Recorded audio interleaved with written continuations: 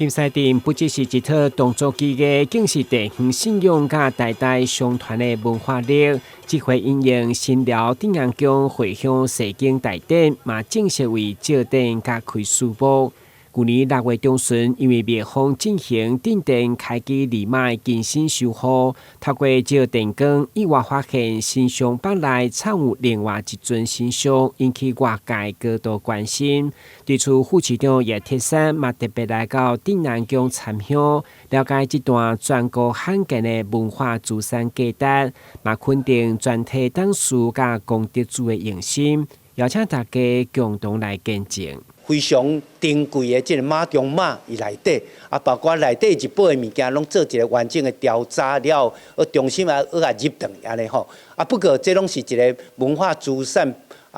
珍惜的過程當中非常重要的過程。所以我非常敬佩咱的這個委員會，大家非常的這個重視。透過這次的這個鎮殿儀馬修護圓滿。嘛來要做一個回鄉繞境，互這個地區性更加平安啦吼。修護完咱儀馬，嘛來只是講提起講要來回鄉，來莊來繞境，吼，這個活動，各界吼對咱新寮鎮陽宮咱開基儀馬的